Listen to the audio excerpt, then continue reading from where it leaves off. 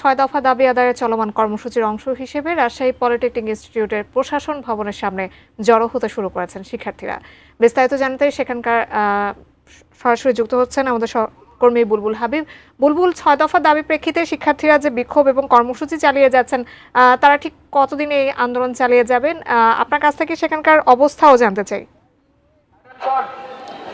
জাকিয়া, কিছুক্ষণ আগে থেকে কিন্তু শিক্ষার্থীরা এখানে প্রশাসন ভবনের সামনে জড়ো হয়েছে এবং তারা কিন্তু তাদের যে মিছিল, সেই মিছিল বিক্ষোভ মিছিল সেটা শুরু করেছে ইতিমধ্যে। এবং শিক্ষার্থীরা তাদের যে দাবিগুলো দিচ্ছে, সেই দাবিগুলো প্রধানত তাদের যে কর্মসূচি গত 1 মাস ধরে চলছে, কিন্তু 1 মাস ধরে চলছে এবং আরও আসলে আজকে একটা মিটিং হওয়ার কথা ছিল।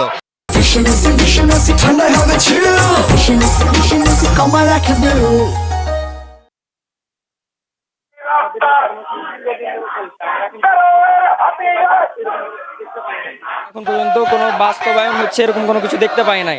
আমাদের আজকে 8 সদস্য বিশিষ্ট যে কমিটি গঠন করা হয়েছে কারিগরি এবং মাদ্রাসা শিক্ষা মন্ত্রণালয় কর্তৃক, আজকে সেই মিটিংটি রয়েছে এবং আমরা চাচ্ছি সেখান থেকে একটা ভালো কিছু আশা করতে, যে আমাদের 6 দফা দাবিটি দ্রুততার সাথে বাস্তবায়িত হোক।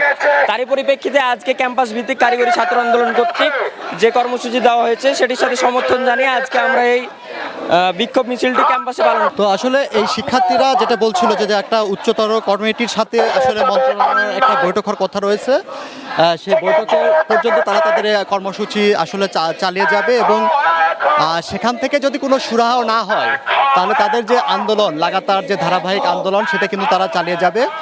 যেহেতু প্রত্যেকটি পলিটেকনিক ইনস্টিটিউটে এখন এই কর্মসূচি পালিত হচ্ছে এবং আমরা এখানেও এই রাজশাহী পলিটেকনিক ইনস্টিটিউটে কিন্তু বেশ কয়েক শতাধিক শিক্ষার্থী তারা তাদের যে আন্দোলন, সেই আন্দোলন চালিয়ে যাচ্ছেন। তো যাকে আসলে এই বিক্ষোভ কর্মসূচির পরে তারা যে সিদ্ধান্তের অপেক্ষায় থাকবে, তারপরে তারা নতুন যে কর্মসূচি সেটা ঘোষণা করবে।